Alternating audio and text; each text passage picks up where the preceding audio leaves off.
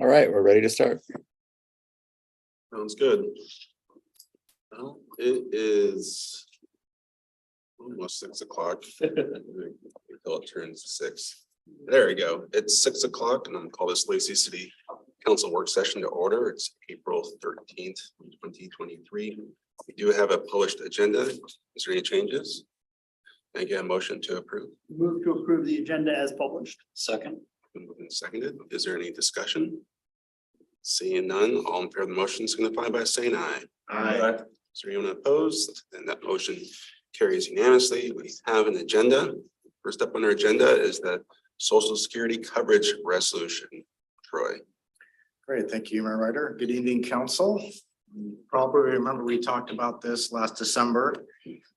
At that time, we thought a simple administrative action would fix this issue, but we unfortunately were told that is not that simple. So of course, the council adopted resolution 1123 last December.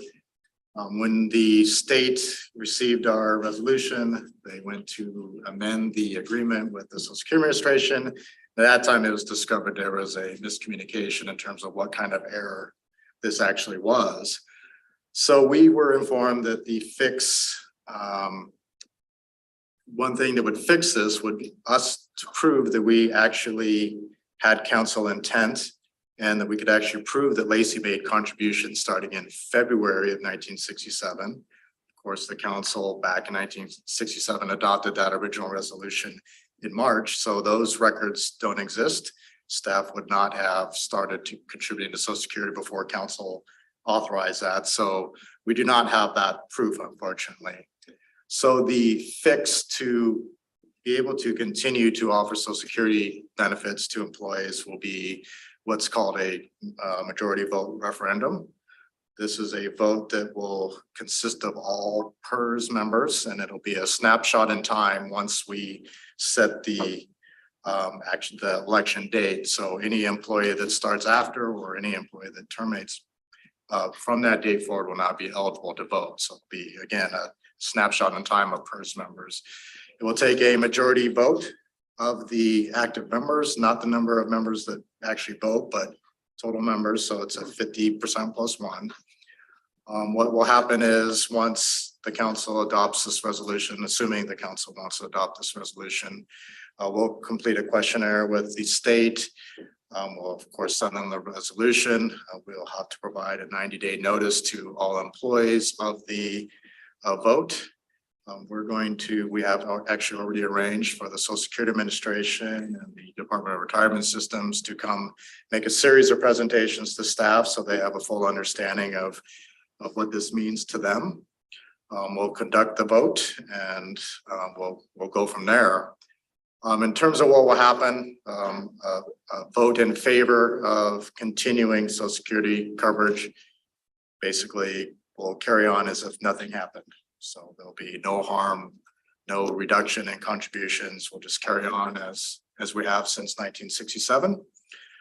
If the vote is not in favor, the city will receive refunds from the Social Security Administration. Will of course refund employees. This will go back a period of 3 years plus 3 months and 15 days. I'm probably not even correct on that equation, but there's an equation for how far you go back. It's essentially back to all the way through 2020. So the refund will consist of 2020, 21, 22, and whatever we've paid so far in 2023. Is that because that's the statute of limitations? Yes, essentially there's You can't go back any further. correct. Is There's a the correction refund period. both parts of Social Security? So what the employee contributed and what the employer contributed both get refunded? Correct. We get our portion back, they get their portion back. Correct. Now, would our portion, the city's portion, would that then go to the employees? It does Because not- it would have been money that we contributed to their Social Security. it's not required by law. So that'd be an option. Yeah, those discussions, we'll have to make some of those decisions once we know what the result of the election is. Okay. Has there been any other city that's ever found themselves in this circumstance? I mean, it's just hard for me to wrap my head around for 46 years, right? We've been contributing to Social Security. We've paid out to Social Security just to survivors. We like, this has been operating, and for a clerical error for 1 month for us to go through this just seems asinine. That seems ridiculous. Sure. Well, we're at different stages of the grieving process. I'm a little ahead of you, but I totally understand where you're at, and I was there. All the people to pay them as they can. There have been a number of entities that have gone through the same boat. We actually asked for that list. We had the same question as you did, Mr. Mayor, and we received like 40 or so examples. There's the Spokane Public Facility District is going through the exact same thing as we speak. In fact, we're on a lot of shared emails because they're giving us information at the same time. So while it doesn't feel any better, we're not alone, and you know, this has happened before. So what's their point in doing this? I mean, who is harmed if they just let it lie? Social Security fund.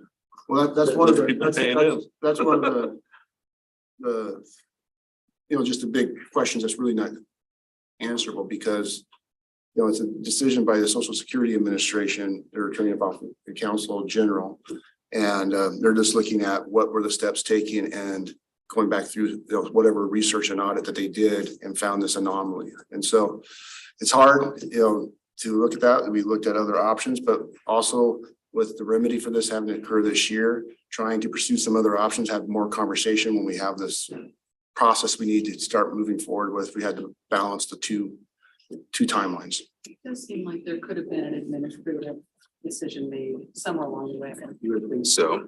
Not us, like, we can't have made that decision. The Social Security Administration perhaps could have exercised some executive discretion not to force this process, Well, but yeah. it's not up to us. Especially since we went through all the process, we thought we did.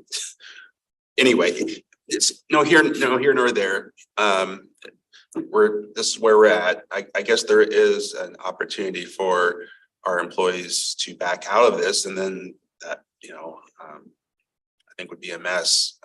That was gonna be my question. So if I get the refund, what are the other consequences of a no vote? So again, there'll be the refund. What'll end up happening going forward, and going forward, I mean, January 1, 2020. So you go back to that refund period. Essentially, employees from that point forward will no longer be contributing members of Social Security. There are a number of things that will happen. But I will say that every single employee may have a different situation and how it impacts them. So I hate to speak on behalf of 285 or so PERS members and what that means to them. Sure.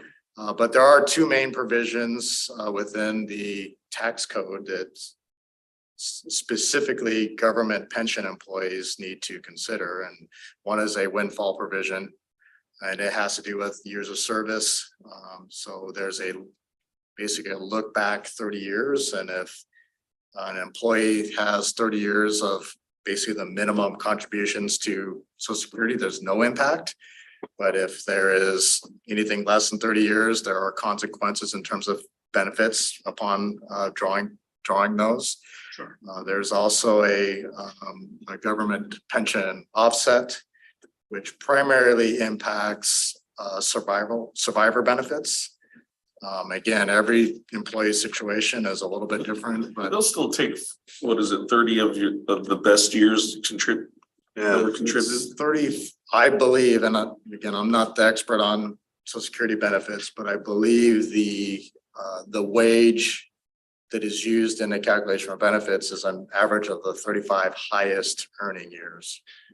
So if you think about it in that perspective, if an employee doesn't have 35 years of employment, those years, anything that's short counts as zero in that calculation. So going forward, employees won't be adding to their 2020, salaries. Yes. 2020 on, yeah.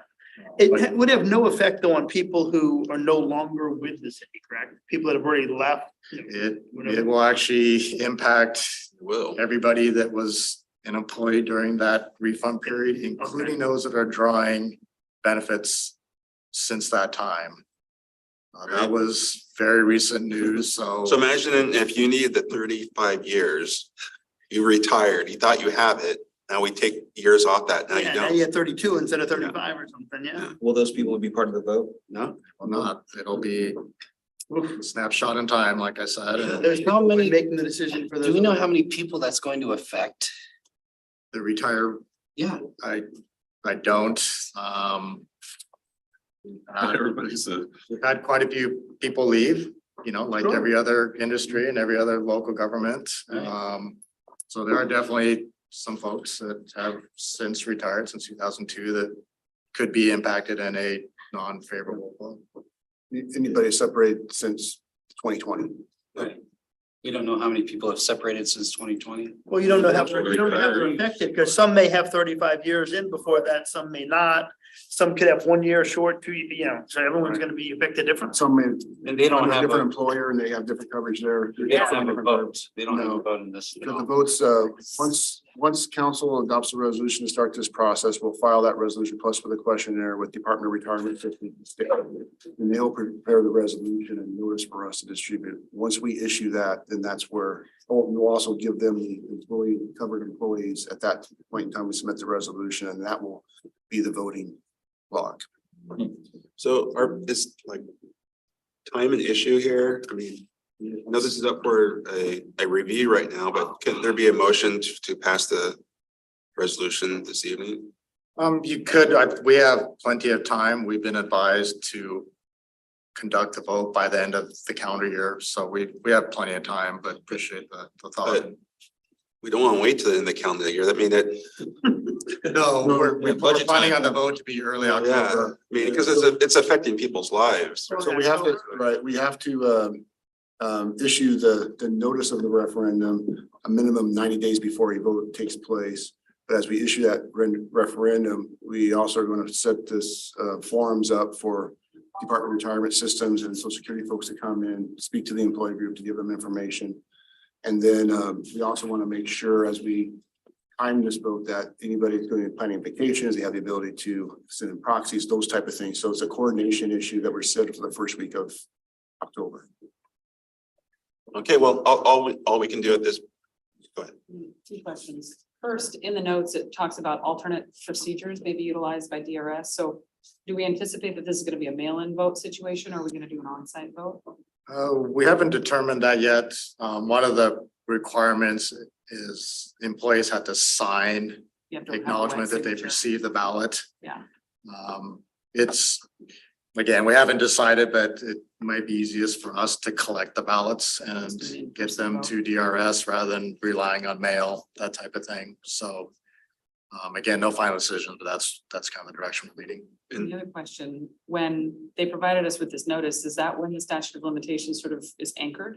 So to the beginning of 2020, so however long we take, it's kind of having more of an impact.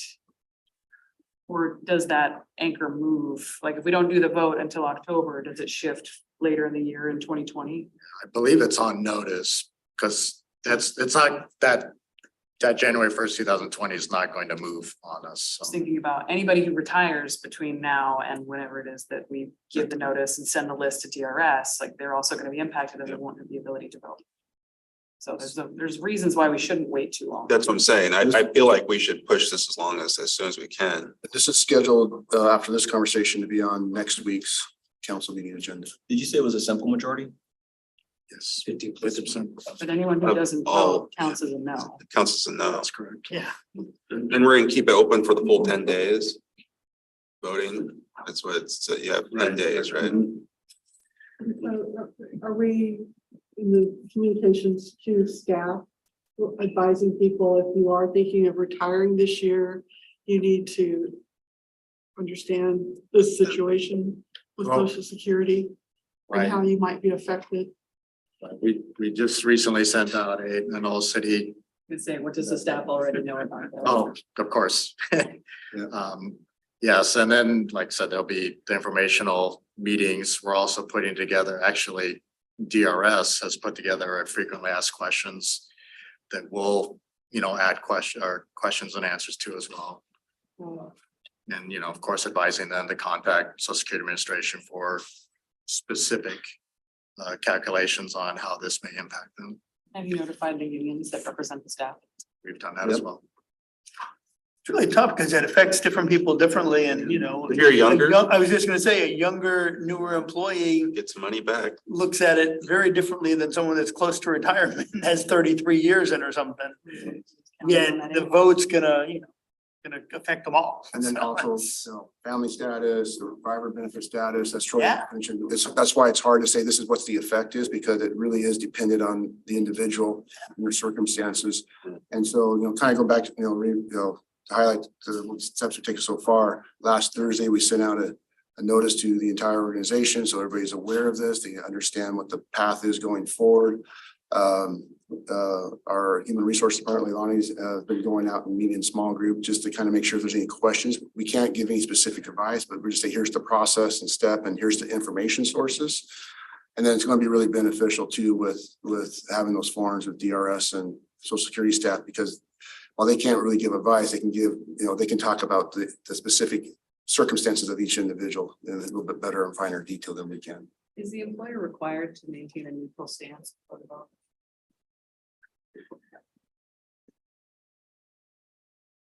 Other questions? I do feel like we should do this as soon as we possibly can. It affects a lot of people, and like as you pointed out, anyone's looking to retire anytime soon, it's gonna have a major effect on them, so they should be a part of this vote. Yeah. Well, like we said, we have it queued up for next council meeting's agenda. And soon as the council considers that action, we're ready to start filing the paperwork with Department of Retirement Services with our list of covered employees and start this notice the beginning of next month. So we are moving pretty quickly on this.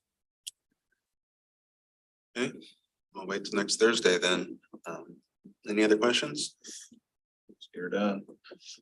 And our next agenda item is the utility billing delinquencies updates. This is obviously something we've been looking at all the way through the past couple of years.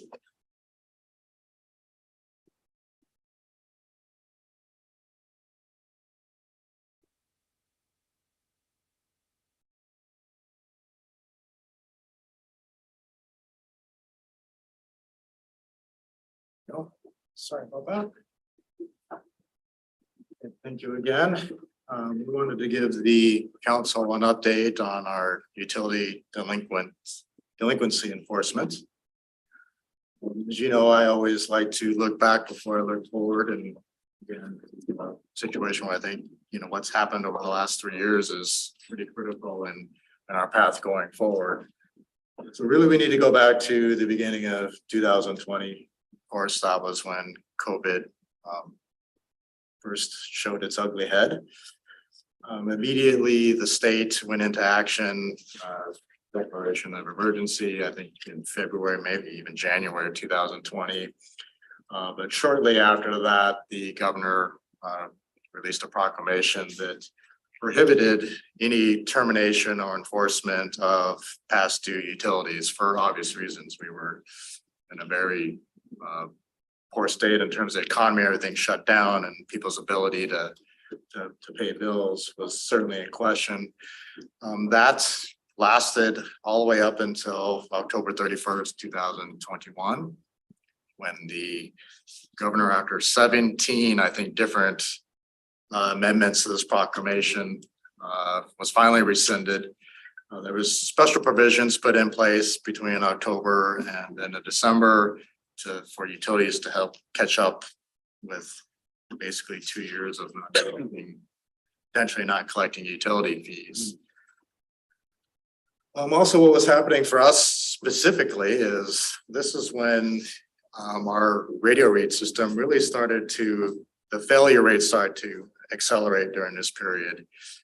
This is a system that went into place back in about the mid-2000s. It was before my time here. In fact, we were putting the final touches on that project in 2009 when I arrived.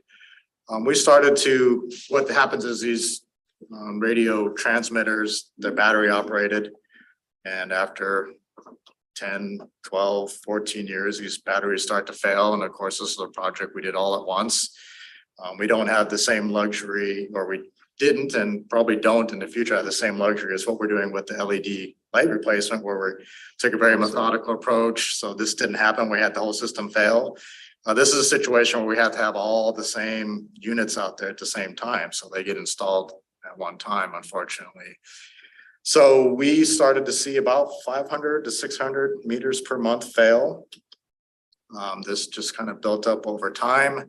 This resulted in manual reads of the meters. This means someone has to open up the box, open up the little lid on the meter, write down on a piece of paper what the read is, bring it back into the office. Someone in the office has to manually input that. So it's a very labor intensive process, to say the least. So we currently have about 5,000 meters that are in this state where the battery's gone dead. And we haven't had a chance to fix those. At the same time, we were notified that the current software was no longer being supported. So we needed to make a decision on a brand new system at that time, or to upgrade to the latest version of their software, which is the route we went. And I'll have a few more details on that in the next slide. But in other words, we've been spending a lot of manual time on this system throughout this same period. At the same time, we had something very similar in terms of our credit card payment system. I think the council's aware that we recently upgraded our online portal. This was happening all at that same time as well. So we had two major projects as well as dealing with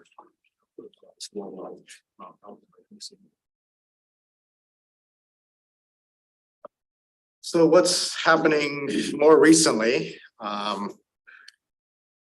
As I said, we took a look and started the process of implementing and selecting a new payment portal. Early 2022, we released a request for proposal for services. We finished that process in about the April, May timeframe. We hope to, and actually our previous contract expired on, I think, June 27th of 2022.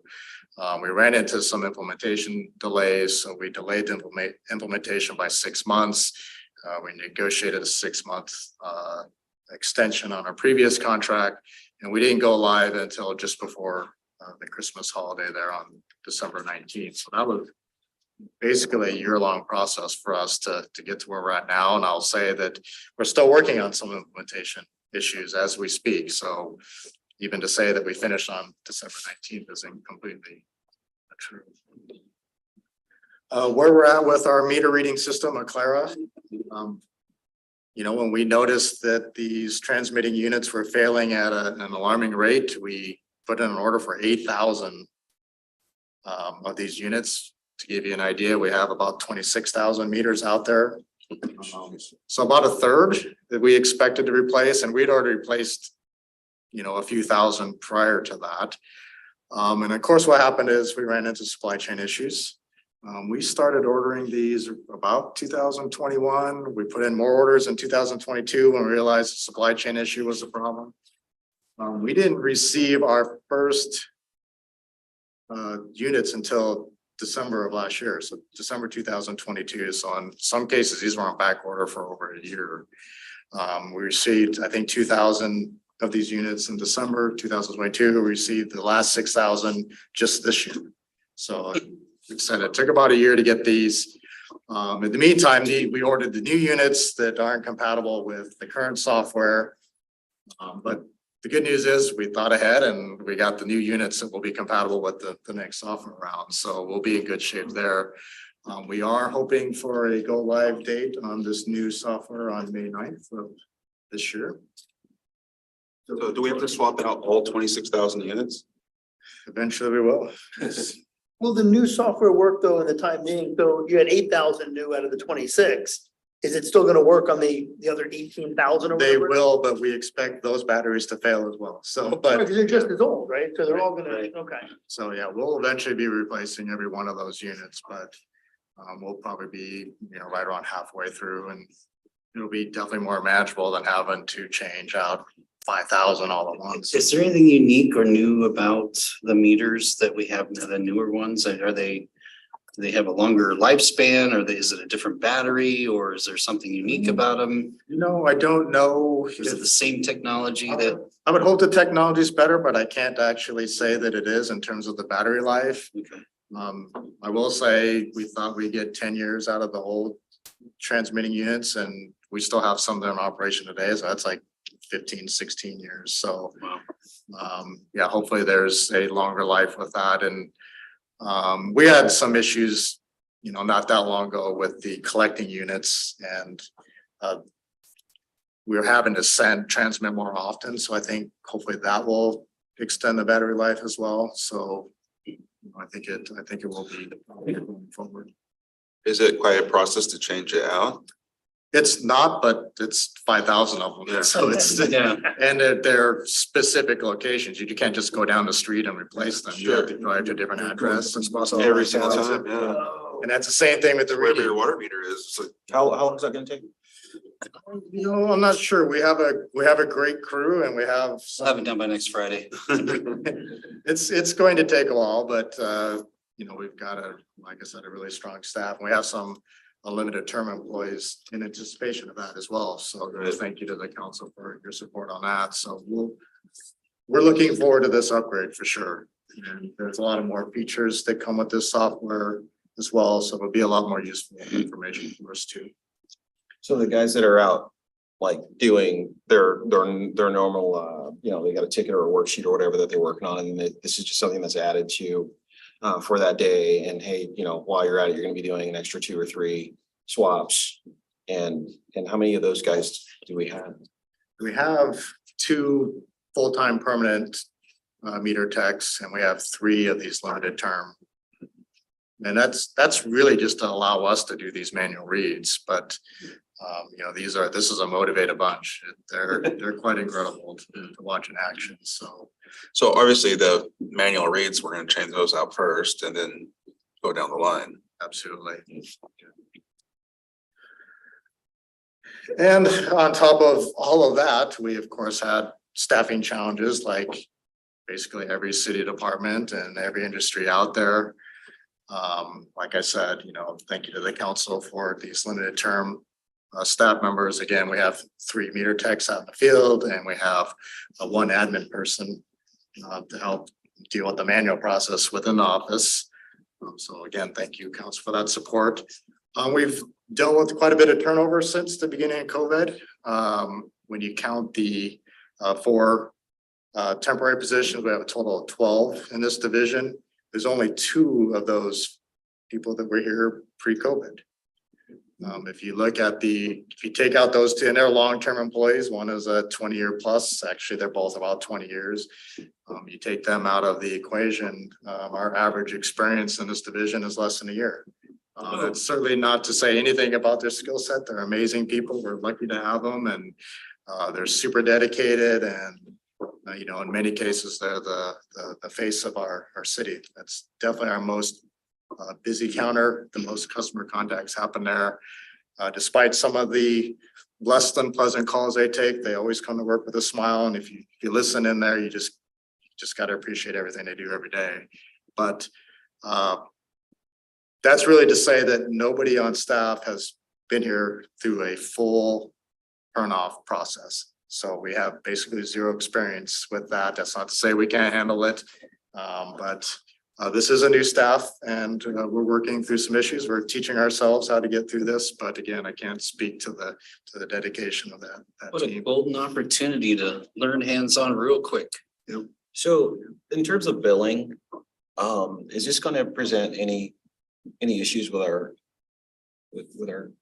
because if we've got this problem with the readers, and let's say, for example, one isn't working and we don't know how long it wasn't working, are we billing for a mysterious period of time that it wasn't working, or like Puget Sound Energy does? Well, Is that?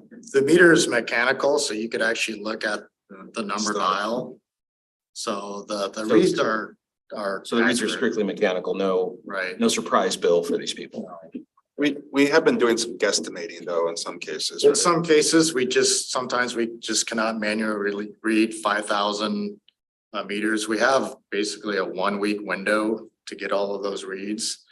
So there has been some estimations and we have software that does that and it looks back to the previous year for, I think, a 3-month period. To get that average and in the end when we actually get a read, it corrects itself, so. So we're not gonna, like Puget Sound Energy does, say, oh, that your battery was out for X amount of period of time, and you get this $1,200 bill, and your bill's normally $200.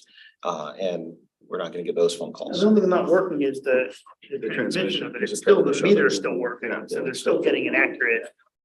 It's like Even if the it's old, estimated, it gets fixed to the next read. you look at the meter, it looks like the old speedometers Yeah. that constantly move, so it's definitely a mechanical process. The water goes through there, it basically spins through the meter and moves the dial, so to speak. Gotcha. Okay, I just had to be sure.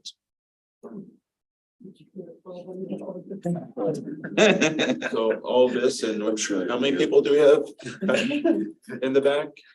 No, I've got a slide for that, Mr. Mayor. But I'd like to walk the council through the timeline of what this looks like. It's definitely going to impact some people out there. So what I have is a timeline. It's going to be color coded into informational opportunities. So we're going to get out there and be out in front of this. We've identified some partnerships with the Community Action Council to find funding and help for these folks. And then, of course, we have the shut-off process itself. So our first step is to send out an informational letter. This is something we normally don't send out, but we need to get out in front of this and let those folks that have delinquent balances know as soon as possible what our plan is. So this is a letter that's going to walk through the process in terms of when this may happen. We're going to be giving them the balances at that time. We're going to give them information about potential financial aid that's available out there through Community Action Council. And we expect that to happen end of this month, early May. We really want to make sure we get all of our coordination completed with Community Action Council before we send out that letter. But that will be coming out very soon, which is why we're before you now to let you know what's going to be happening. We are going to actually get packets, these financial aid packets from the Community Action Council. So the LIWAP program, which is Low Income Household Water Assistance Program, is out there. I believe there's still some COVID relief funds that are out there. I think those expire at the end of September. It's my understanding that there is still plenty of money out there, believe it or not. It's our understanding that this will not be a big burden. We're not worried about running out of money, say, in terms of helping out our customers that may have some bigger balances. We have been sending out late notices. And how much do they cover of I don't think there's a limit per household limit. I don't believe there is one. I don't think so either, and it's based off of their need to, their income and situation. They have to go through a review process. Question is, do we have time to spend it? Well, and Troy will get to in his presentation, but the challenge is how do you get the individuals that need the assistance connected with Community Action Council, both, getting the right people, but also have that follow through. And that's what we kind of learned from our experience with the CARES funds administering the mortgage and household assistance stuff. So we'll continue with our normal late notice. That's usually sent out the 4th week of each month. So we'll have one per month up until we actually start turning off. This gets to your question about how long to make sure we have enough time to actually get the aid out to these people in need. We have a tentative plan to bring actual Community Action Council staff here to City Hall. 2 to 3 members from that organization to be basically housed here once a week through the month of May and June. Really big advantage to that, obviously, location, and they're already here talking with our staff about how to, deal with some of these back delinquent issues. But the real advantage there is we understand that currently if someone goes to Community Action Council, puts in an application, it takes 2 months to process that. We've been told that if we set up here in City Hall, they come to City Hall, they'll know before they leave. And we'll have all that in place. So those people could leave City Hall knowing that they're going to get that aid. Well, of course, won't receive the money immediately here at the city, but 1 day versus 2 months is a huge difference. And so, but people can only receive aid once every 12 months. So, And imagine you have to have an arrears and trying to match that up with that Yeah. one time. and then the thing where landlords always run into is your tenant has a late bill. The landlord isn't even notified about it, right? The tenant leaves and they find out there's a bill in their arrears. The landlord's responsible and they can't get, because the tenant has to apply. Don't we give notice to landlords? Isn't there, it depends on if it's requested, right? It depends on if it's requested, but through this process, we're going to identify those arrears that are tenants so that we can notify the landlord to get them involved in this process earlier than. Is there any workaround for that, or is the landlord just gonna be out of luck? Well, we're going to do a campaign following this, so to get that word out to landlords. I think most landlords just don't understand that they have to actually take action to receive those notices. So we'll run a campaign once we get past this process. But as Rick said, we are going through a process of trying to identify those properties that, well, I'll call them non-owner occupied. I don't necessarily know that they're landlords or not, but Sure. we're going to do a cross-reference of GIS layers to find those non-owner occupied properties and then try to link that with delinquent balances and then send them the same informational letter. So that way, hopefully we don't have those gaps of information where landlords are caught off guard and not knowing. It happens all the time. It just happened to my father. And what happens too is getting those landlords involved, they can also work with their tenants as well. And advocate as. But the landlord can't apply for this assistance. Correct, but they can still be aware of it and also advocate. And the other benefit of having the Community Action Council on staff here is, as we know, the Community Action Council's office is off of Willamette in an office building, and it's kind of not centrally located. We can advertise the time, dates and times that they are here. It makes it easier for people to get to City Hall and access that staff. And folks that come to City Hall, they'll have access to all Community Action Council services. So Is it safe to say that most property management firms in the area are to speed on making sure they get copies of the water bill? No, It might be a good idea to reach them as well. yes. And we need to do part of that information campaign Troy mentioned is also reaching out to the property management companies. Right. Happens on the commercial end too. Even with property taxes, they could have a tenant improvement where they put in a kitchen or a break room, and that's all that equipment's taxable. And then, of course, you don't find out until the agency goes after the tenant, and then, of course, the landlord following. we'll have another late notice there at the end of May. We'll have an article in the June edition of the Lacey Live. Again, with the same information about the timeline and what available financial aid is available. We'll have another late notice there at the end of June. Right at the end of June, beginning of July, we need to take an administrative action. So under state code, we're only allowed to enforce the shut-off lien on delinquencies 4 months or less. So there's going to be a split in the enforcement. So balances that are 4 months or older will go through a collection process, a collection agency. everything else will go through the normal shut off process and the notices that go behind that as well. We'll have a final lockout notice, and we do have to let folks know that if we don't have some sort of arrangement or payments, that they will be shut off. And we are tentatively scheduled to start that shut off process the week after the 4th of July. It's probably gonna be a 2-week process. Probably going to only shut off Monday through Thursday. We don't want to end up in a situation where water shut off on a Friday. We don't have a chance to restore that water over a weekend. So we'll take Friday as a restoration day, and when we get those payments, it's important to have all the shut offs happen roughly the same time, and there's a fairness issue in terms of who gets turned off in what month.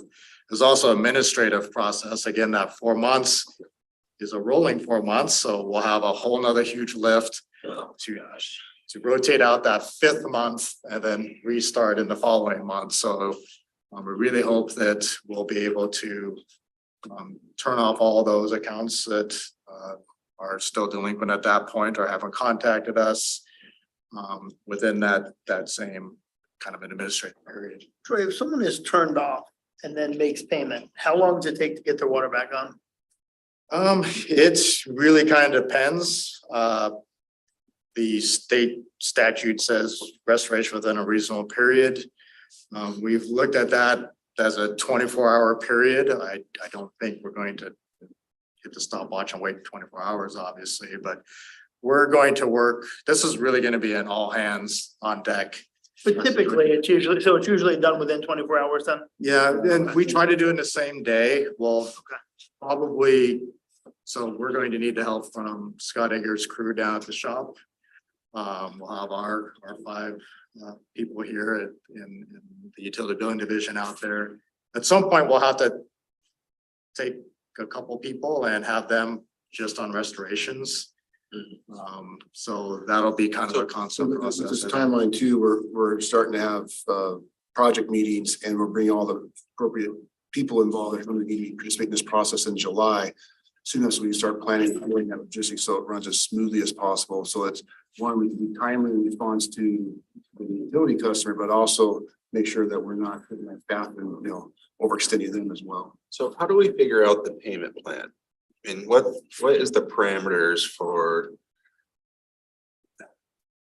timeline, so on and so forth? Because, it could widely vary. We could say, okay, we'll give you 2 months, where we can give you 12 months, or is there interest on top of it? And what are those, and then what's the leniency on the person to decide what the payment plan is going to be? Well, that's to be determined.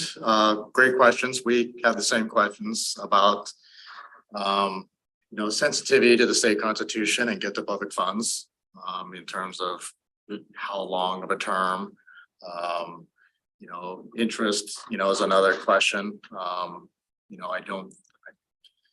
It would be my recommendation that we don't charge interest in this period, just because of how long this has occurred and what some of these balances may be.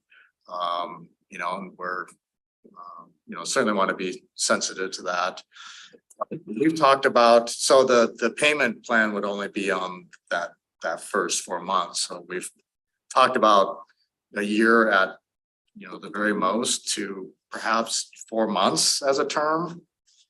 So I guess it depends on how much is owed, right? I mean, if Are it's we talking about like a forbearance kind of a plan where, current month plus 12.5%, 25%, 30% of your outstanding previous balance? Is that what we're talking about here? In terms of How they restore themselves completely, or is we talking how about? they get their water back on? Oh, the payment right, so the turnout process will only be on the delinquent amounts up to a 4-month balance. And we're expecting that balance in full in order to restore? The delinquent balance will be, or they have to make arrangements with or the the city. payment plan. That payment plan's everything, right? Well, and the challenge Make is, an arrangement, but the challenge is too, as we lead up to this, you see in the yellow bars that there's lots of advance notice and trying to get information out. And we want to try to encourage anybody that wants to avoid the shut off to enter in that payment plan early, because there's gonna be a challenge too with admin of trying to deal with shut offs, turn ons, and then also payment plans. There's a staff capacity there as well. So we got to map that out and how that's going to work logistically. We're going to try to encourage with all that notice, people that are in arrears to come in and get that payment plan set up or work with Community Action Council to get It's gonna be the assistance. key is connecting people to community action, because the money is there.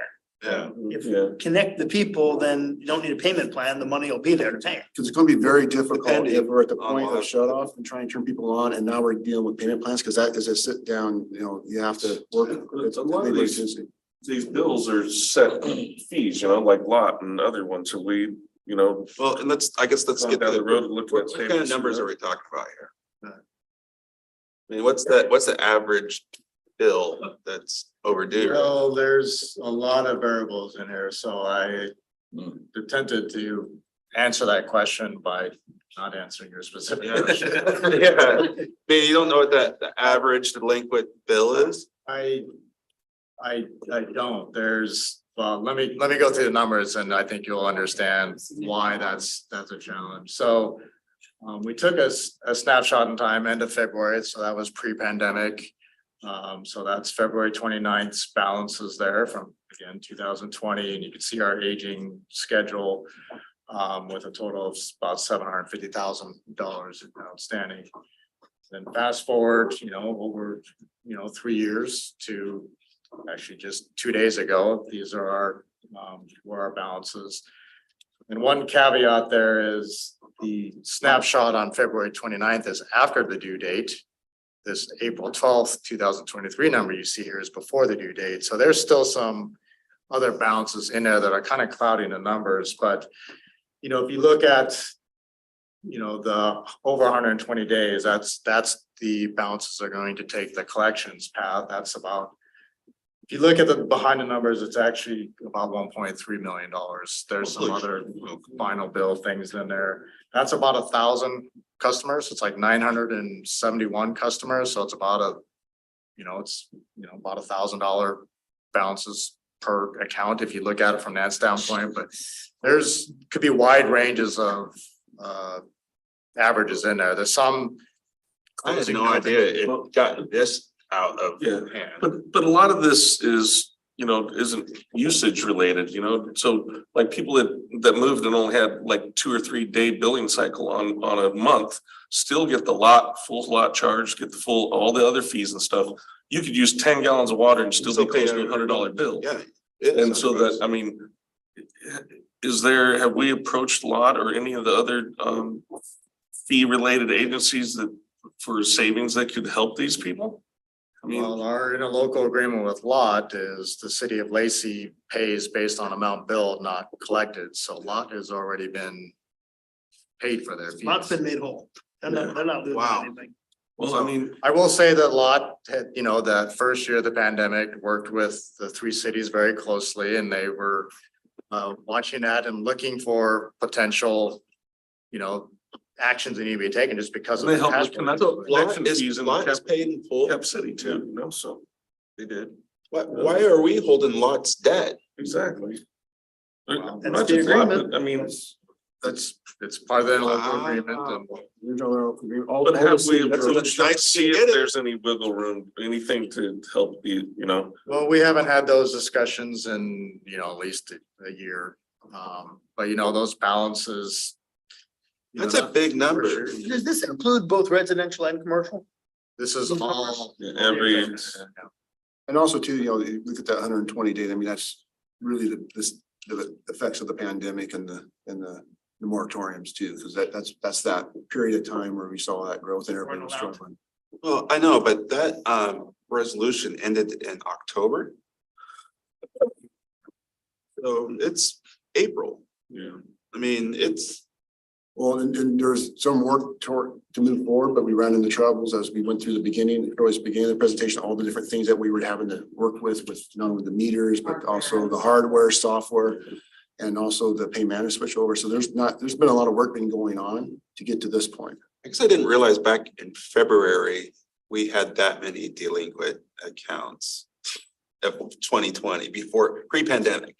It's That's been our average, it's interesting. I was actually reminiscing with Rick earlier today about conversations I had with Virgil Clarkson when I first arrived here, and this was an area of interest for him. As you know, he was, the inspiration for the Community Action Council partnership with the volunteer donation program. So, this is an area that was, very near and dear to his heart. And when I first started, we had about a 25% delinquency rate. It got down to about 12%. Virgil would ask me every time I saw him, and what's that percentage? And when it got to 12%, we felt pretty good about that.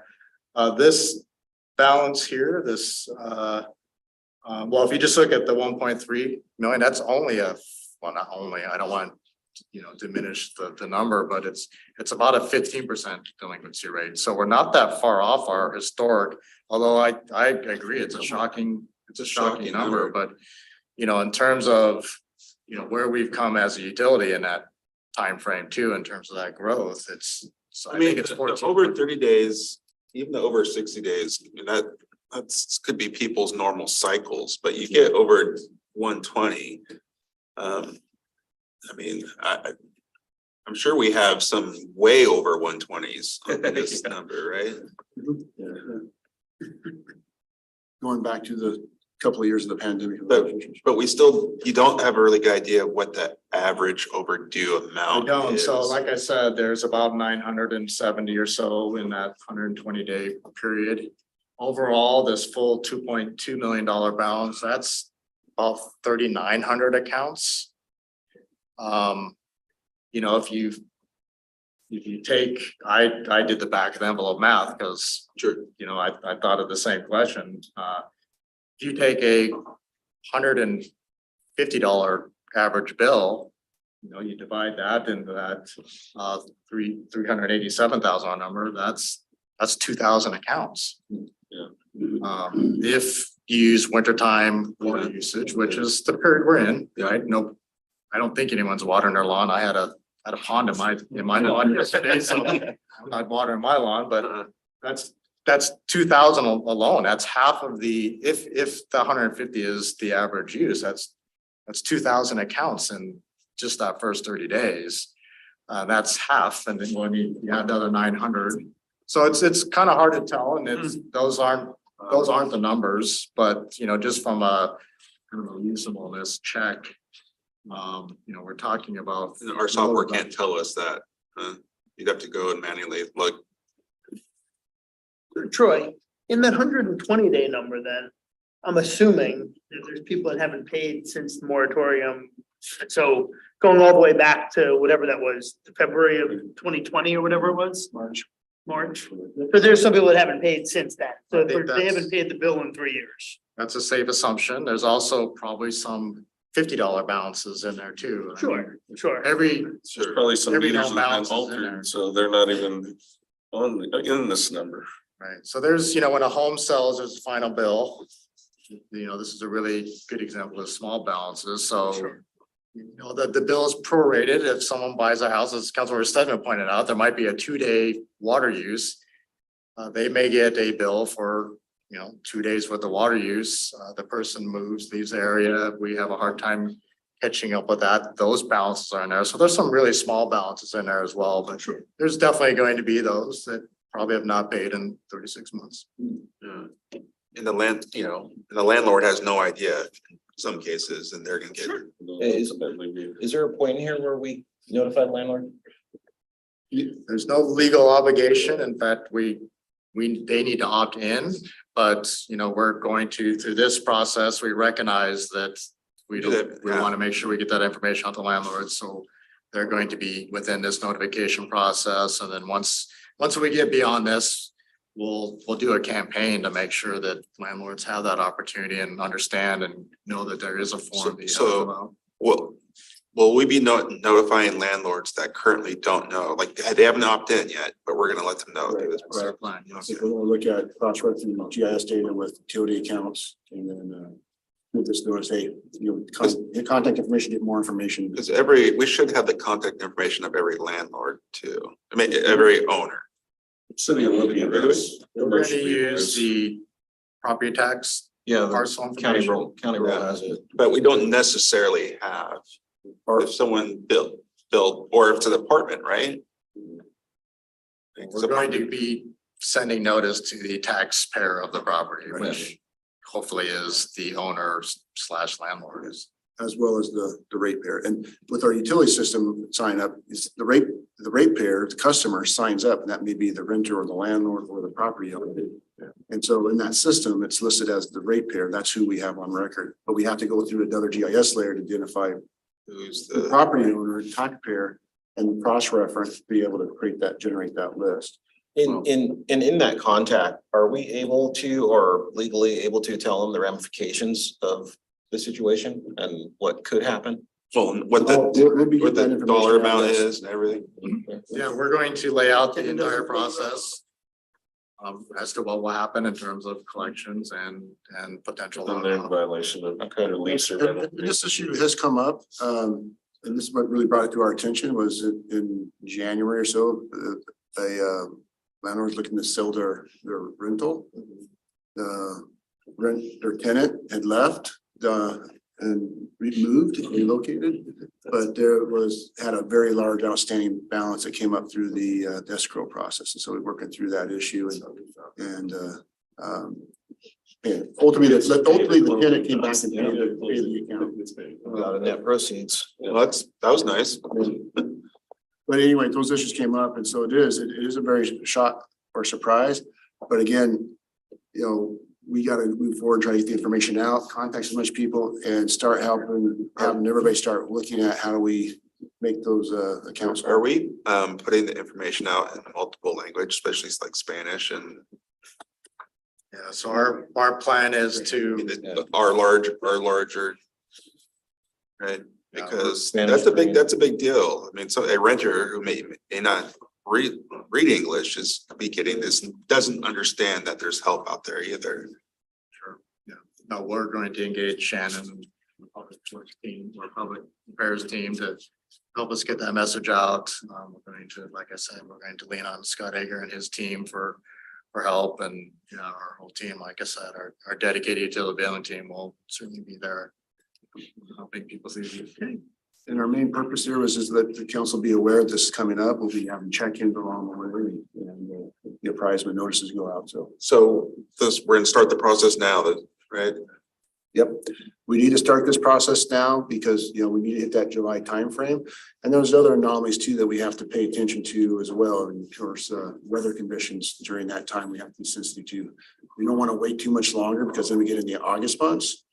Super hot. But we are going to be also paying attention, tracking weather forecasts as well, so we don't run into those issues of, we have high heats, we have to adjust. But we want to start this process now so that we can get to that point of kind of getting these utilities in, because as each month goes by, that balance grows. When are you gonna figure out the specifics of the payment plans? I mean, that's like the biggest deal here.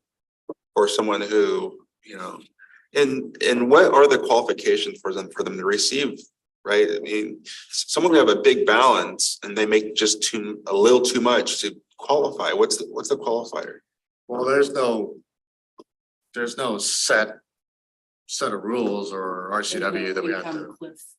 No, that's simply an arrangement between the city and the ratepayer. So there's. I think he's talking about For the payment. for the plan. help For from. the help from the CAC, because that's not true, because, Oh, yeah, that's, That's income based, I believe. yeah, yeah. I'm not sure what those parameters are in terms of income. It's usually a percentage of the property level type. And I'm not sure I if it's still think 80 or it's- 60% usually. I still think it's important to have that conversation with Lot because they helped with the connection fees at Cap City, or else that bill would have been even more. I guess what we should do is let's get through the process, see where we're at. I do think we should engage Lot at some point to see, especially for some of these little bigger outstanding, it's like, what are some options? I mean, at least talk to them. I don't think it's fair that the city, I know we've signed the contract, but it seems like these are some circumstances that are above and beyond. So if we were to remove the lot portion from that, which I believe is $46 a month, More than is it that. 46? It's more than that. Is it 58? Okay, I guess and so if we were still talking about the $150 average, we're talking about what, 38% of that number? It's so difficult to see what the average bill is too. on It is, this, and we- so this- the acknowledgement that, well, there's kind of two acknowledgements in how we apply payments. So we apply payments to, and I can remember the exact order, but water is last. So if someone makes a partial payment, it's applied to sewer stormwater first. That way we know there's a more likelihood we get that payment first. So, we do acknowledge that piece. So, hopefully that does help. We hope that this balances are, more limited to water than sewer, the sewers. And I could reach out to Matt a lot and just have a conversation with him. Yeah, Talk let's give about it it and just, So but also it's too, gonna come somewhere. whether lots involved or not, it's still a delinquent account that we're responsible for collecting payment for. And so we still need to go through with that, guys, but I'll reach out to Matt and see what we can.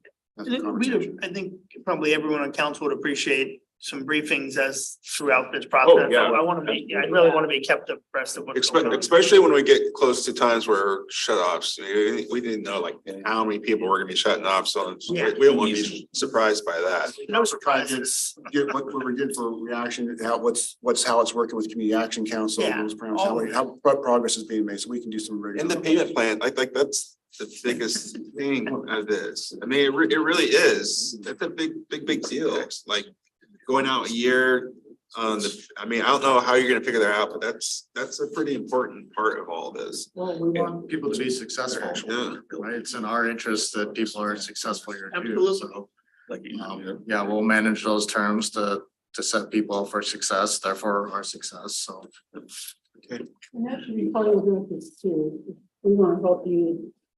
Yeah, absolutely. Yeah. get there. and in the process, it'll be clear who's, who really needs the help and who's just was kind of. Well, it's a 120, that's what I think we really need to focus on. The over 30 days, I was in the over 30 days because I was on automatic payment and the whole thing flipped over and I didn't change my credit card over.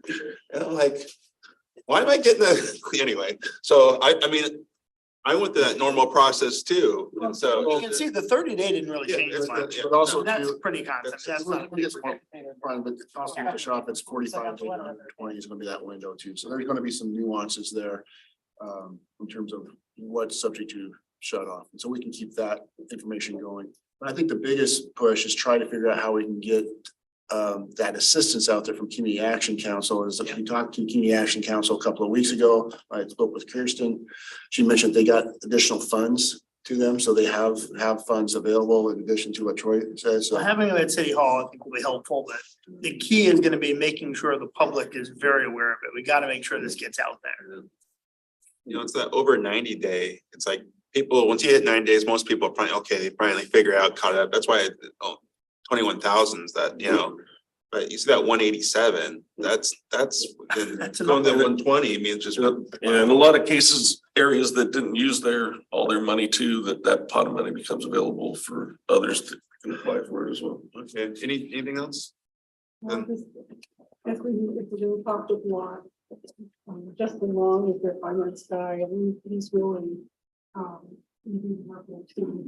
think we just need to be very clear on what our ask would be. To the, I think we need to keep them apprised and then say,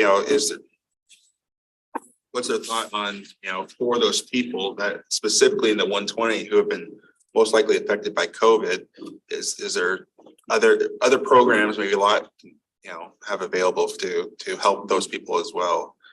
I don't know. It's worth it.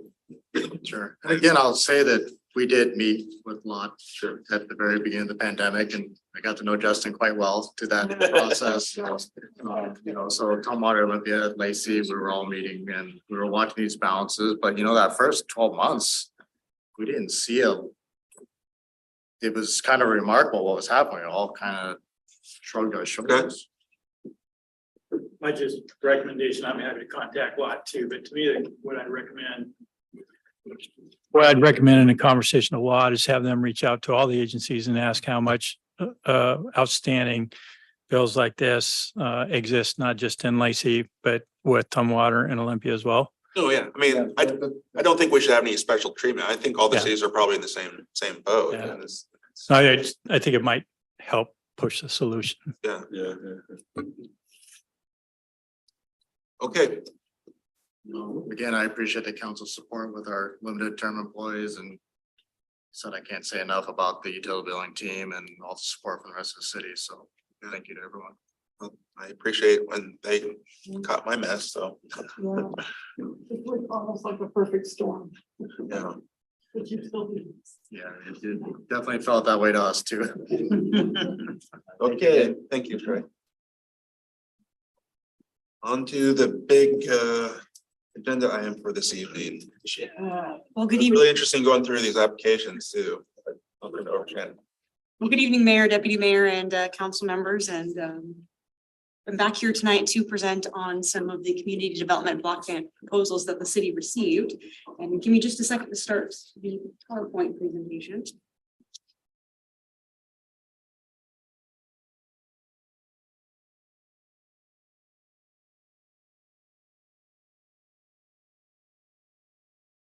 So for tonight, the recommendation is just to review the 2023 Community Development Block Grant applications that were received, and then to also consider a couple of options that were presented at the end of the staff report provided as part of tonight's agenda packet. And that is option 1 and option 2, and we'll get into more detail on both of those in just a second. What I do want to call the council's attention to, as well as to anybody in the public who might be watching, is that attachment 1 of the staff report provides a kind of brief overview of all of the applications. And then attachment 2 does provide all of the full application should anybody want to go out and read through every single one of the community development block grant applications in full. I also just want to remind the council and anybody that might be watching that the last time we reviewed this was back in January, on January 12th at a work session. And part of the conversation at the work session was, a very high level overview of what the community development block grant program was, which I will go through, but very briefly tonight. Certainly that recording has a lot more information and detail on that topic. And then the second part of that conversation was on council priorities for the applications for the 2023 Community Development Block Grant. We're also very interested in seeing what the total number we were going to receive too, because we didn't have that exact number. Correct, yep. High level, the block grant is authorized by the Housing and Community Development Act of 1974. It is a program that is administered by HUD. And the intent of the program is to provide decent housing and suitable living environments, expand economic opportunities, and to focus on low and moderate income persons. The city itself has been in a county consortium for the last 4 cycles of funding, and each cycle of funding is 3 years. And this is a consortium that consists of the city of Lacey, the city of Tumwater, and then Thurston County, which includes the South County communities of Tenino, Rainier, Bakota, and Yelm. I just want to note that this does not include the city of Olympia, as the city of Olympia is its own entitlement community. The funding for this program rotates every 3 years to these jurisdictions. And in 2023, it was the city of Lacey's turn to receive community development block grant funding.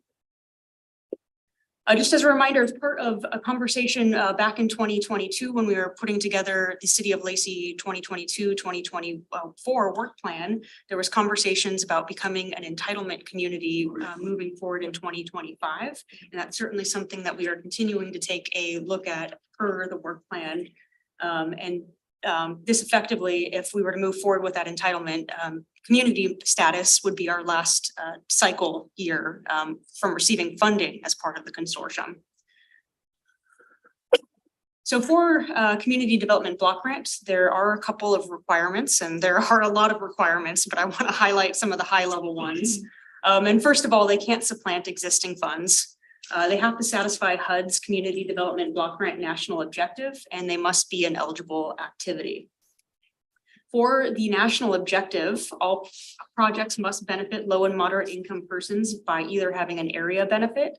So an area identified by a census tract where at least 51% of the residents are low or moderate income persons.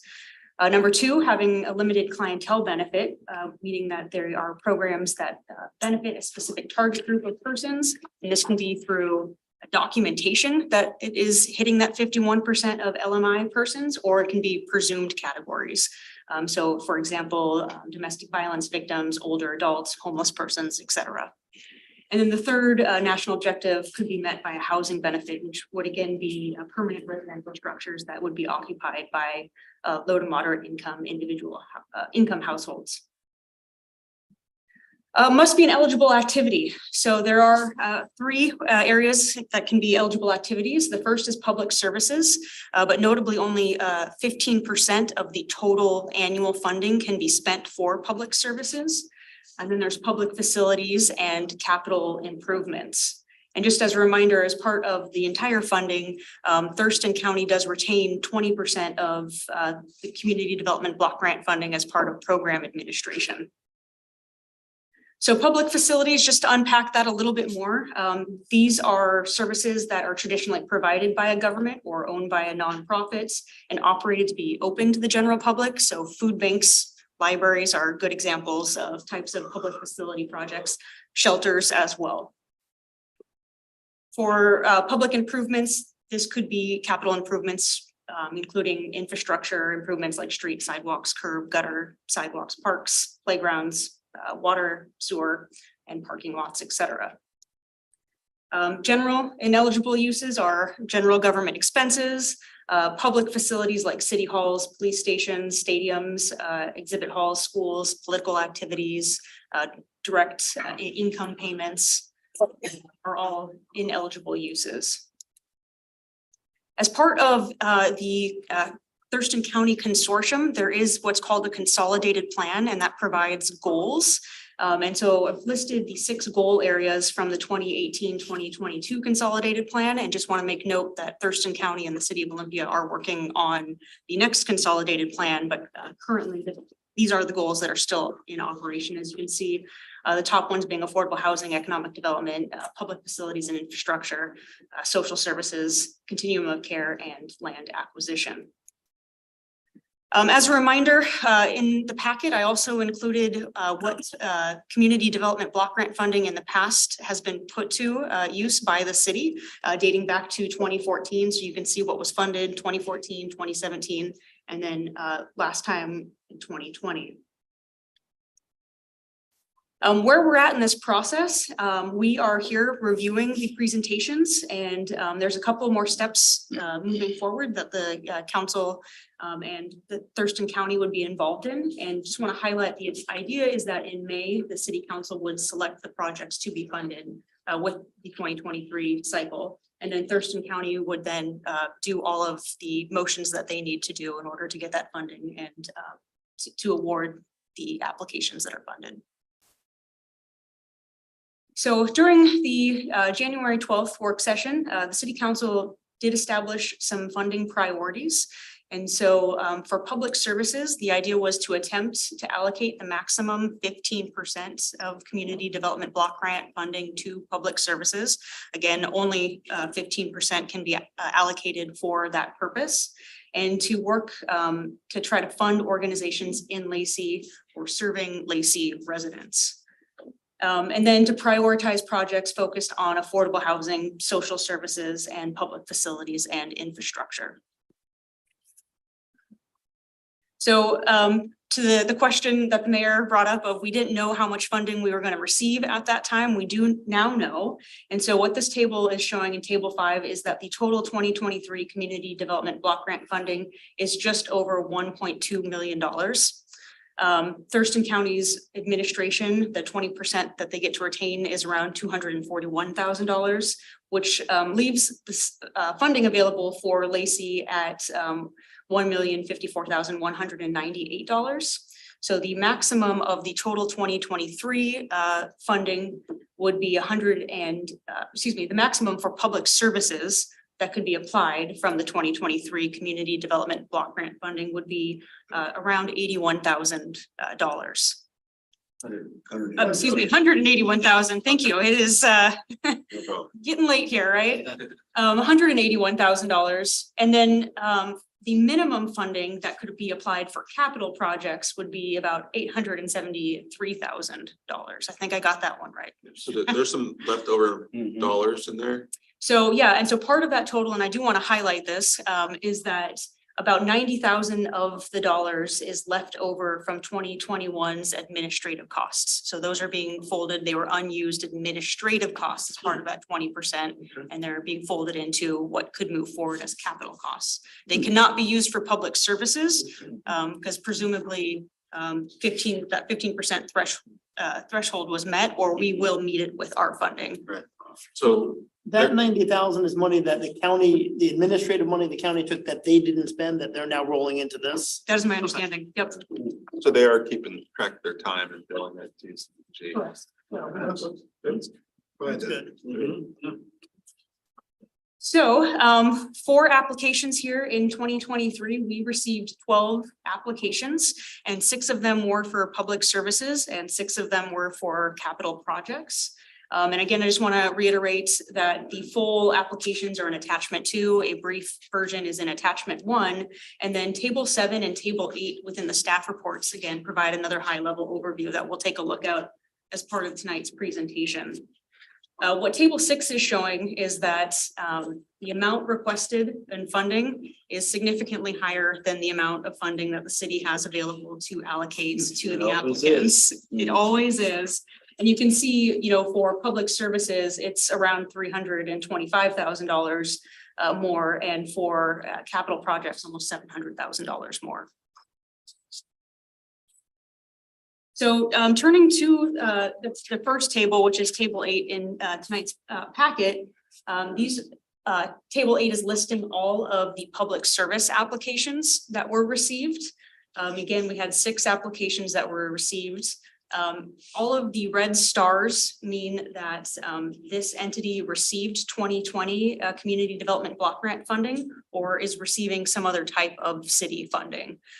And that will only be on the slide deck and not within the staff report, just to highlight that. So one of the first applications is from the Boys and Girls Club of Thurston County to continue the Lacey Club Scholarship for youth experiencing homelessness. And the requested amount is for $50,000. There's also no minimum amount of requesting. So that means that the organization would be willing to take less funding should less funding be available for them to receive. They also provide information on what they believe those fundings, how many households, unique households or unique individuals that would be able to fund. So you can see here on that second to right column, the unduplicated households. So for the Boys and Girls Club, they believe it would benefit 53 households, and the total budget would be around $97,000. So that includes block grant funding and then funding elsewhere from the Boys and Girls Club. And then the last column on the right talks about the benefit to Lacey or the area served. And as you can see, their area that they would serve with this fund would be North Thurston Public Schools area. The next application that was received was from Catholic Community Services, and this is for the community kitchen project. And the purpose would be for meals for unsheltered or low-income individuals. The requested amount is just over $11,000 with a minimum funding amount of $10,000. And they believe that this funding would be able to supply just over 3,000 meals to Lacey residents. The next application was from the Community Action Council of Lewis, Mason, and Thurston counties, and this would be for the Monarchs Children's Justice and Advocacy Center and for child interviews. And the purpose would be to help support abused children and families, and they are requesting $60,000. And they had no minimum, but they did want to recognize that any funding less than the $60,000 would impact the services that they would be able to provide. And they believe that this funding would be able to help 32 households. And that it would be operated, the Monarch is within the city of Lacey limits, and that it would help provide services directly for Lacey residents. The next application is OlliMap, and it would be for their Safer Spaces Smoke and Fire Mitigation Program, and it would be for outreach to address hazardous burning at camps. They requested $185,000, And their estimate is that this would serve 50 individuals. And the area benefit would be for unsheltered camp communities located throughout the city of Lacey, including those located along the Martin Way corridor. That's a good question. I'm not too familiar with the Holy Map. What does our name mean? Is that an acronym or? Mutual aid. Mutual aid program? Partners? Okay, thank you.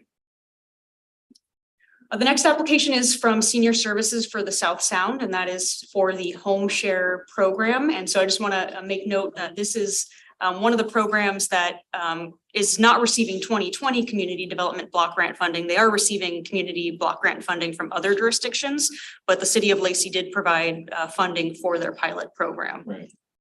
And so they are requesting $21,000 with a minimum amount of $20,000 with the idea that this funding would help support 58 individuals with their home sharing program. So this would be home providers and home seekers. And that these funds would be specifically used for Lacey residents. And then the final public service application that was received was from Thurston County Council on Aging. Also doing business as the Medical Equipment Bank and Senior News. And they were requesting funding for a range of things. And this is one of the applications that Thurston County has identified that they would need to do a little bit more diligence on to really identify what might be community development block grant eligible projects out of what they had listed. But some of the items they have listed was for procuring medical equipment. And procuring equipment is one of those things that we would certainly want to take a look at because generally that is not a community development block grant supported eligible activity. And so certainly we'd want to take a look at that in more detail. And then also to provide information to seniors through the senior newsletter. They requested just under $180,000 with no minimum amount of funding. And, you know, as far as the unduplicated households, again, because some of those services need to kind of be more refined. They did make note that their medical equipment bank helps over 7,500 individuals here in the greater Thurston County area. And that they would be serving Lacey plus other communities here in Thurston County. I guess I highlighted each one of those. Moving on to the capital projects. So the remaining 6 applications that the city received. The first one was for the foundation for the challenged, which is the FFC Homes. And this would be to acquire a house for extremely low income individuals with intellectual and development disabilities. And they requested $150,000 with a minimum amount that they could receive of $150,000. The idea with this project would be that they would acquire a house and then bring it up to ADA standards.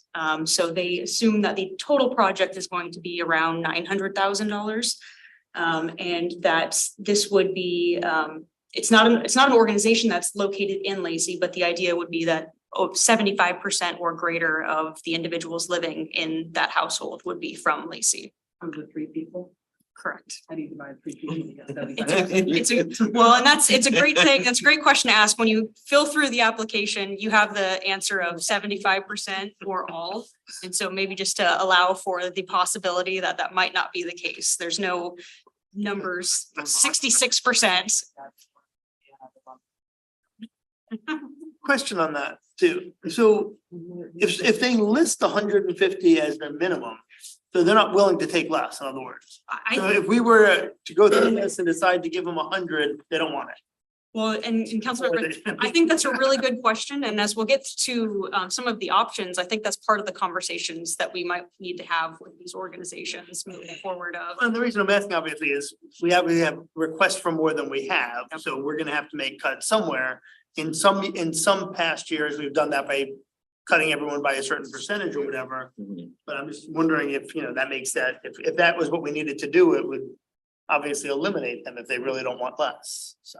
And I think those are, again, those conversations we'd like to have after we get some better direction on where this council would like to go with those Okay. funds. Got it. The next application that came in was from Homes First, and this would be for acquiring a rental house property for low and very low income individuals. And they requested $455,000. And they basically said that the minimum funding would depend on the price of the property. They anticipate that this house would house 3 to 8 residents per a year. And the organization is located in Lacey and would only serve Lacey residents. The third application received was from the Low Income Housing Institute, also known as Lehigh, and they requested funding for the Magnolia Villa Apartments. And this is really to help do updates and maintenance and preserve affordable housing that's already existing here in the city of Lacey. And it is specifically affordable housing for low income individuals within that 40 to 50% AMI range. Their total requested amount was $770,000 with no minimums. And they are looking to kind of upgrade the exterior of the facility that hasn't received a lot of maintenance for several decades. The organization would serve the individual, is not located here in Lacey, but it would serve Lacey residents as the site is within Lacey. Where is Magnolia Villa? It's off of 12th Avenue Southeast and next to the Shay's Western Trail down south of Pacific Avenue. Okay. Yeah, between Pacific Avenue and Panorama. The next capital request came from Rebuilding Together Thurston County, and this is for a critical home repair program. And again, it would be for preserving existing affordable housing. And they have requested $30,000. They did not indicate a minimum amount of funding. They do believe that this funding would be used for 8 households. And the organization itself is not located in Lacey, and they did indicate though that at least 75% of the funding would be going for Lacey residents. And I know Councilmember Vasquez, you're asking me a math question over here with some fractions. The next application that came in was from South Puget Sound Habitat for Humanity, and this is for another critical home repairs program. And this would again be for preserving existing affordable housing. They requested $55,000 with no minimums. They anticipate if fully funded, they would be able to serve 20 households at minimum, and that there are additional funding that would be going into the project funds. So for a total of around $375,000 for total project funds. The organization is not located in Lacey, but again, they identified that 75% of this funding would go to benefit Lacey residents. The final application that was received was from the Thurston County Food Bank, and this is for the Lacey Client Service Center at the Lacey Farm Stand. And this would be specifically for enhancements at the farm stand for HVAC and ventilation to improve the systems that are there currently. They requested just under $112,000 with a minimum amount of funding at $50,000. The organization is located in Lacey and will serve all county residents with the idea that presumably 75% of those accessing services would be Lacey residents. So as was already pointed out, this year we have more applications and more requested funding than is available for the city to allocate. And this has happened in the past. So as a reminder, as the council member already pointed out, in 2020, what the city did with funding was they decided to fund public services, 100% of the public services that were requested funding.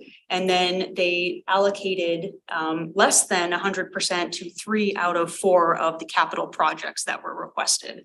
So you can see that the Habitat for Humanity Critical Home Repair Program was funded fully. The remaining 3 applications were funded at 84%. And that was for the Lacey Veteran Services Hub Expansion Program, Homes First for affordable housing acquisition, and then for the Thurston County Food Bank. So moving forward, we have 2 options that we want to go over with the council tonight and get some direction on. Option number one would be to move forward with funding the following public services and their requests in full. And that would be for the Boys and Girls Club, for the Lacey Club scholarships for youth experiencing homelessness, for Catholic Community Services Community Kitchen, for the Community Action Council of Lewis, Mason, and Thurston counties for Monarch, and for Senior Services for the South Sound for the Home Share program. If all of those public services are fully funded, you can see that the total is just over $142,000, which would be 12% of all of the public service funding. This would leave a remaining of around just under $39,000 for the city to allocate, and this could be allocated. Projects. It could be allocated to the other projects. It could also be allocated to capital Yeah, projects, so to meet the beyond capital public projects. Yeah, yeah. services. So with the remaining roughly again 39,000, the city could partially fund one of the remaining public services or two of the remaining public services, or allocate the funds to capital projects. So with capital projects under option one, it's really about prioritizing capital projects. Even with the additional $39,000, there still is not enough funding with community development block grant. So we've provided a couple of examples for the council to take a look at tonight, and certainly we can refine that based on council direction moving forward. But what we really wanted to focus on was funding projects for affordable housing. With the community development block grant funding based off of the prioritization conversation back in January. So for capital projects for option one, again, just kind of taking a look at the amount requested and then the minimum amount of funding requested. Again, to the council member's point, there might need to be some additional follow-up questions with some of the organizations to see if they would be interested in continuing with potentially a lower amount than what they had for their minimum request. So you can see here with option A, we've got funding, and it's basically split where all of the capital projects requested would receive 75% of what they requested. With the exception of the food bank, because it is not an affordable housing emphasis.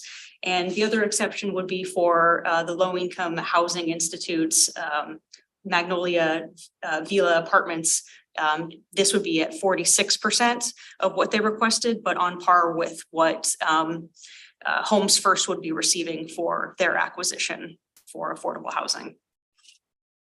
That's option A. For option B, somewhat similar in the fact that fully funding some of the affordable housing projects, in this case, this time the FFC Homes is fully funded at $150,000. The two critical home repair programs funded at 100%, and then splitting the remaining funds roughly equal between Lehigh and Homes First. And then not funding the food bank again, given that emphasis on affordable housing. Option C would fund the food bank, and just want to make note of though that with funding the food bank, obviously some decisions would have to be made on the other affordable housing programs. And so in this particular example, you can see that what was not funded was the foundation for the Challenge the FCC Homes. And again, this was kind of based on the minimum that they were interested in receiving. And then proceeding with roughly equal or an equal amount between Homes First and Lehigh, and then fully funding the remainder of the critical home repair programs, and then providing over the minimum amount of funding for Thurston County Food Bank, but still not the full degree of funding that was requested. Yep. I like option A. I also like the idea that maybe out of city funds, we could still support the food bank. I don't know if I'm talking out of turn with that, but that could be an option. Yeah, I also wonder if there are other sources of funding that we can use to support the food bank, because there's some specific rules around the block grant funding, but we still want to support the food bank. So let's first start with the public services. I I agree with staff's recommendation to fund what you're recommending and having a 38,000 go over to capital projects. I think it makes a lot of sense. I think the work that Olimap reading through their application, I'm not sure if it really applies to Lacey. They're talking about encampments within Lacey. And I'm not, maybe there's some confusion there. I'm not sure what encampments they're talking about. And then of course with the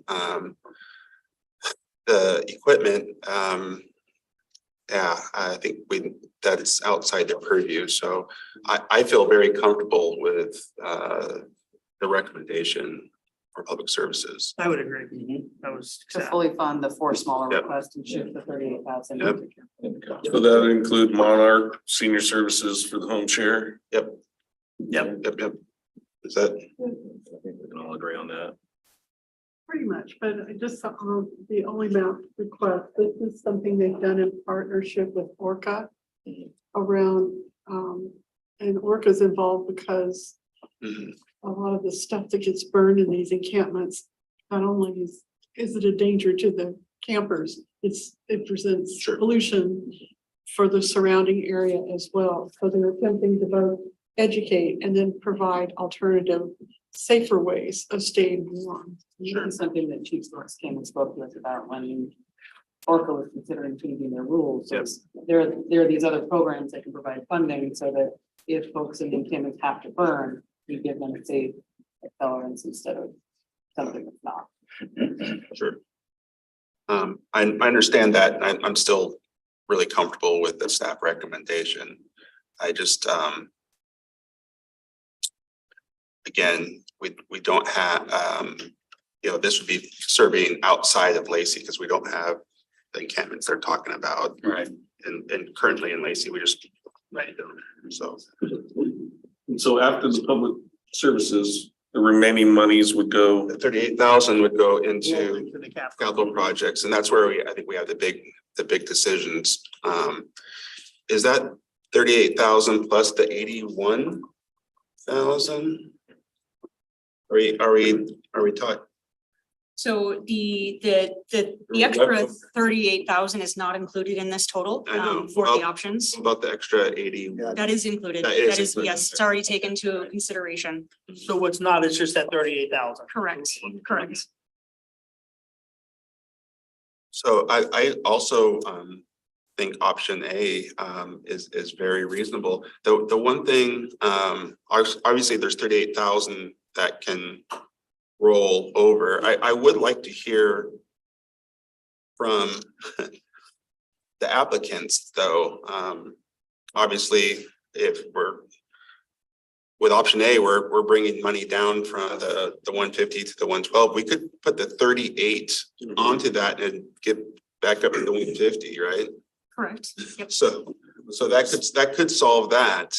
The Homes First, I know, I'm very supportive of Home First. What's always difficult is that they haven't identified a house yet. And so it's hypothetical. If we had some money, we would go after a house. We don't know what the house is yet because we don't know what What it's gonna cost. Yeah, don't know what it's gonna cost. And so, it would be nice for a little due diligence there saying, hey, we see these homes that could be available, It's tough to do. But the more money that they get though, is more leveraging power for them to buy future properties without asking the cities and governments for additional I funding. know, it's just one of those difficult things. It doesn't specify whether they would take these funds and just go buy a house with cash, or are they using these dollars to leverage some type of I think they leverage both instrument. properties. It's all, It's a little bit of all, of it. Sometimes they'll have the cash, sometimes they'll be leveraging the dollars with other dollars or funding it sources. But it's one of those challenges they have is it's hard to identify a particular house because they have to have their cash hand and then there's the property search. the other thing that I would love to talk to Homes First about, and I'd love for them to come in, is one of the things that they did with other CDBG dollars is they've actually gone out and helped build ADUs. right? So some of that funding has had to be used for different purposes that are community didn't work. It development didn't block work. grant eligible. Right, it didn't work. That was their idea, was they're gonna build ADUs with some Those money. would not be CDBG eligible? Correct, you can acquire housing and there are certain instances in You which can't you build could, housing. and there are certain instances, but those did not meet those. Cause I thought that was pretty brilliant, right? Like, we have a great ADU I program. mean, we go out and build if some that's ADUs. clearly affordable housing, so why wouldn't it meet it? I'm just not trying to understand. I can certainly, Because you're building instead of It's buying- enhancing the marketable value of that property too. Does that have something to do with it? I can certainly get more information on that to get a correct answer. We just had conversations with the county that that was not funding that was gonna be eligible to be used for the ADU construction. And so that they needed to find other ways to use. I thought that was a brilliant. Yeah. plan. Like, you could build, like, for that property, you know, that amount, you could build several ADUs and that's affordable housing. But- So, My only problem with option A, because for the most part, I like option A. I would like to see us giving food bank some of it. We obviously do service that's important to this community and, you know, and they are here locally. yeah, I mean, this is for HVAC and ventilation, so it's not directly for. I mean, we've been very supportive of. Oh, yeah, of this, absolutely. Obviously, We could roll that 30 I years just- there too. I'm just trying to figure out how that meets CDB, because the building is serving. The services that they're providing are for Services low that and they're moderate providing, income And individuals. this is a improvement so they could better provide those services. Correct. That's a stretch, but okay. I just thought of putting the. I mean, Homes First I really think guy. that too, obviously, really, Homes First is the big ones. I mean, the housing for extremely low income individuals, I think we should try to. I would like to hear more about that. That's why I really do think I would like to hear from the applicants. Well, I thought I read in that application too, that it could serve up to 25 years of clients, so maybe whatever's left over after all the others, that would be a good place for it. That requested amount is about the median price of a house in Lacey. Yeah. Right there For Homes First. for one house. Yeah. Oh, the one from Homes First Fairmount? I agree. Yeah. So, council members, sounds like there was some pretty good consensus on public services. Another option the council could consider is we can bring back the capital project applicants to provide some more information. We can also reach out, staff can do some more diligence as well on some questions about funding and funding minimums. And we can continue the conversation about kind of preferred capital projects moving forward. I would say that price though for Homes First could be deposits for 3 or 4 houses, you know, 10. Well, that's 20% what deposit. I'd like to hear. I mean, we've always interviewed the applicants. We've always interviewed. As long as them. I've been on council, we have, yeah. And so I've been from the day one. And so I think it makes sense for us to do a little due diligence and hear from the applicants, and especially as we're moving dollars around. I think it's important that we. It's super difficult to hear from Monarch because we all know what's going on. Oh, Monarch's covered. You know? Monarch's covered. Brutal to. So for the capital projects to bring back the applicants to hear and I'll say present. the cap. Yeah. Please. Yeah, we've agreed with the services. It's just on the capital. Because there's the 150, well, they said that's the minimum. That will change, although we do have the 38 to make that whole. I don't know. I haven't done this before, so can you proceed with the services piece and then Yes. bring? Yeah, that's what I'd And so we can certainly schedule for the capital applications to come back to the April 20th or May 11th or sometime in that range for presentations. But the idea would be to continue with the process and have a final action by the council on May 18th to keep us on schedule with what Thurston County is looking for. Yeah, that's fine. We can make that. Absolutely. Deputy Mayor, I do want to recognize that you had a question. Oh, I was just wondering if you could bring them in and how soon we could see them and hear presentations. Okay. But as far as the service ones, we're good, right? Yep. Yep. Oh, yeah. I'm Sweet. totally- 100% on the service ones. Cause I mean, I don't feel like crying but if you guys wanna see someone cry, that's, it's gonna get it. Yeah, That one. I think that we do need to make a decision on the Thurston County Food Bank and their HVAC system. I mean, for me, it just feels like it's going out of the purview of where we put these dollars in the past. And they've had plenty of funding in recent years too, you know, so. I mean, these are like special, especially if like Homes First and some of these, I mean, these dollars are critical dollars. But I don't know. I mean, I'd rather push more affordable. I would rather put more funding into the Lehigh, that's why than the food bank. Yeah. Because that- And same with Homes First. same with Homes First. And we all agree that we're in a housing crisis, right? Leave them at zero, just like option A says, and Okay, move then at 38, I mean. then let's hear from the leave them other, at zero anyway, so. then let's hear from the other. The other 5 applicants. Yeah, the other Not applicants. the food bank. Yeah. You know, and this time we would be funding 2 different critical home repair programs. Last time there was only 1 request, so I'd be interested in hearing how, you know, what their budget is, you know, how many people that, you know, I saw it in the applications, but it'd be nice to hear a little bit more from them on that as well. Even that $38,000 difference easily brings them to 100% too, if we wanted to do that Yeah. for those two. I mean, there's options there. There's options there. Council members, I will work on getting those presentations scheduled, and I just want to say thank you for bearing with me with all of those numbers, and it was a lot for 8 o'clock, 7 o'clock tonight, so. It's okay. It's always hard work and it's that math problem's always been tough for the councils in the past, so. No, it's, And they're all good causes and. Mhm. Yeah. if and we had maybe the there's some money- contractors out there too that will donate some of those services to help that bring that price down. And we'll look at the April 20th or May 11th work session. I know the April 20th, we do have quite a 3 items on there already that are pretty critical as well. So we'll, you know, outside chance to be May 11th before we get this forward. That's fine. It'll give us enough time. Okay, I appreciate the depth of the presentation. Especially the past history of what we did and the priorities we set. And when it comes to align those things, so thank you very much. okay. It's never easy unless there's one applicant for the exact amount available. I'm at, sorry, the 27th. It's April 20th, that's next week. Yeah.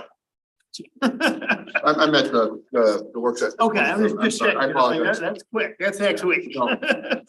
Okay, I couldn't read my scratch.